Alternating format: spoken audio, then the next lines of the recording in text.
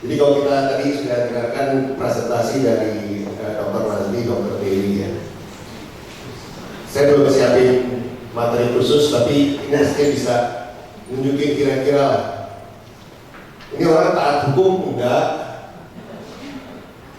Dia create a law, dia mungkin masa kecilnya ada problem sampai besar kayak begini, tapi nggak ada yang deny kalau dia sukses sampai saat ini. Produk-produknya dia kelihatan bahwa tidak konservatif, dia challenge semua yang ada. Nggak ada orang yang waktu itu mikir bisa saingan dengan Ford, dengan Toyota, dengan semua mobile makers. Dia bikin Tesla pertama.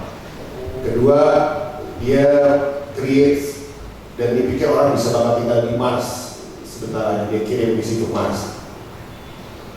Dan dia berdiri, dia duduk sendiri, belakangnya menteri-menteri kita berdiri. Itu juga salah satu contoh. Jadi kalau kita bicara soal kesehatan mental, dan saya lebih banyak lihat dari dunia kerja.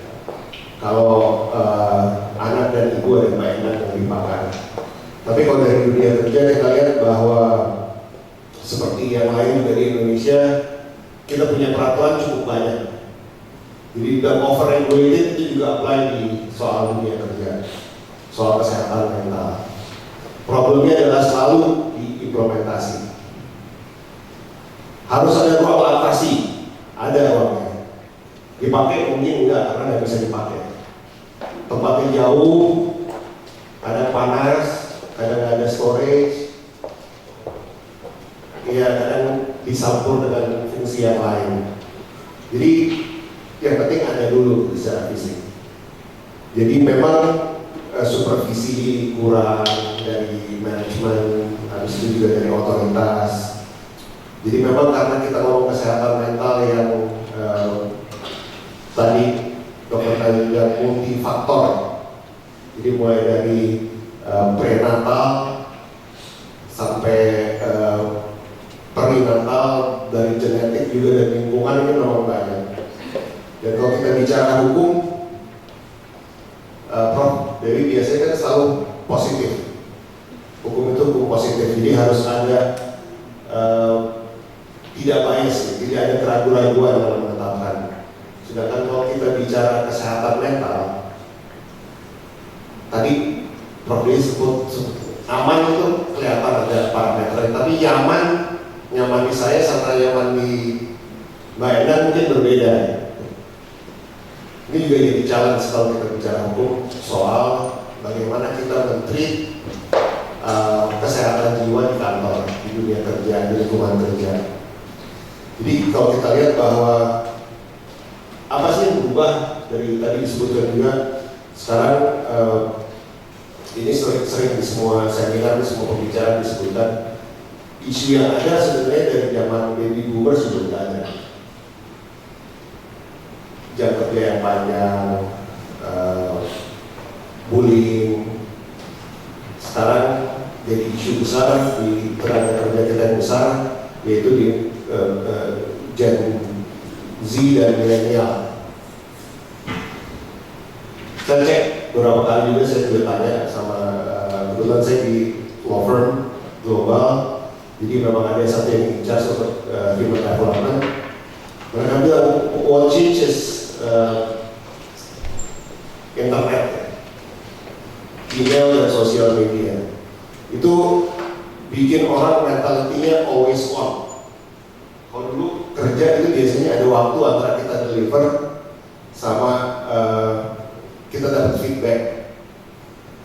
Sekarang hampir tidak ada waktu. Begitu kita, apalagi kalau kita pakai WhatsApp ya, kita chat ya.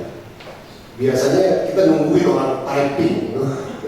Itu kan mentality always on-nya bahaya. Itu menganggap kita bahwa kita selalu harus on. Dan kadang dilakukan di luar jam kerja, di luar tempat kerja. Nah ini mungkin boundary-boundary-nya harus dipikirin juga. Secara hukum banyak yang sudah melakukan aturan. Saya lihat di kampus juga ada aturan disebut kapan kita bisa kontak dosen, kapan kita bisa berhubungan atau kasih instruksi ke bawahan kalau di kantor. Weekend only if necessary. Jadi bukannya anytime bisa. Karena ini untuk aturan yang memang perlu untuk mengatur kita dari bahaya mentality always on. Always on itu capek. Orang bisa exhausted, bisa burnout salah satunya karena hal itu. Itu yang dari zaman baby boomers dan zaman millennials dan zaman Gen X belum terlalu ada. Saya masih ngalamin kalau ingin kerjaan itu pakai fax, dikirim bisa nunggunya besoknya. Jadi bisa seharian kita bisa tenang lah. Kerjaan udah selesai, kita kirim. Habis itu mulai ada internet pakai AOL, kalau dapat connections. Karena bunyi itu anak saya pertama sampai dulu, kenapa nih? Padahal itu kerjaan zaman kita dulu, selalu pakai. Habis itu sekarang semua di mobile phone yang kita semua punya. Jadi ini juga salah satu hal yang disebut kalau ada regulasi harus mengatur hal tersebut. Susah karena di beberapa negara di Amerika juga disebutkan bahwa sekarang aturan sekolah biasanya during school, selama kelas nggak boleh. Tapi itu nggak nyelesain isu. Jadi begitu dia keluar kelas, bukannya mereka interaksi sama teman, dia sibuk ngecekin sosial media yang nanti ini, itu juga cuma mindahin waktu. Begitu juga di jam kerja. Yang kedua, secara hukum yang perlu diatur juga sekarang ada isu soal sosial media. Gimana sosial media ini naikin ekspektasi orang. Karena kalau kita bilang burnout itu juga salah satunya kan karena ekspektasi. Dulu saya cuma punya ekspektasi, saya mau jadi dokter sama Mama Endang lah, yang saya kenal langsung. Tapi sekarang saya punya ekspektasi karena sosial media, saya juga tahu Raffi Ahmad ngapain aja saya nggak kenal, tapi wah enak ya gitu, wah hebat ya. Tapi jadi ekspektasi orang meningkat yang lihat bahwa bukan hanya yang ada di peers-nya mereka, jadi peers-nya itu meluas, itu juga jadi isu soal umur berapa sih orang bisa masuk ke sosial media sebenarnya. Saya wakil Meta juga sebenarnya, Google dan lain-lain, tapi ada isu bahwa mereka nurunin umur dari tawarannya pertama 16 tahun, sekarang turun jadi 13 tahun. Jadi 13 tahun ada dianggap adult untuk bisa punya sosial media. Nah ini yang agak perlu, kalaupun ada yang harus diatur tambahan, walaupun tadi kita udah banyak aturannya, mengatur akses ke sosial media dan penggunaan elektronik, akses email di luar jam kerja dan di luar tempat kerja. Tapi itu juga sekali lagi akan menjadi isu.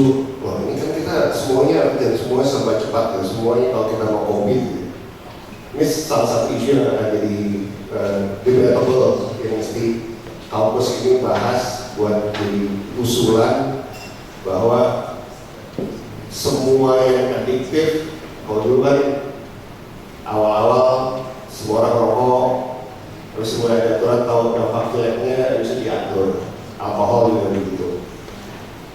Handphone dan sosial media yang bikin dopamin yang sama-sama adiktif, belum ada aturannya. Ini isu sebenarnya bahwa ini juga adiktif. Kalau saya tanya, ya tidur tapi teleponnya di tempat tidur sampai samping tempat tidur ada berapa orang sih? Yang lain handphone jauh dari tempat tidur. Luar biasa sih. Jadi terus ketakutan orang ketinggalan FOMO itu ternyata real. Orang perlu akses ke handphone. Terakhir dia di sebelum tidur ditaruh, yang pertama diangkat juga handphone buat bisa. Jadi kita nggak bisa bilang bahwa kita nggak adiktif. Ya mungkin saya bisa pakai alasan saya nyatet satu segala macam, tetap aja saya pengen lihat isinya. WhatsApp orang, update sosial media orang. Nah, jadi kalau kita dari kampus berbicara soal kesehatan jiwa ini nggak bisa ditinggalin bahwa selain faktor genetik, faktor lingkungan, pressure dari kita always on dan FOMO ini juga besar gitu. Ini perlu diatur secara bijak karena banyak kepentingan orang.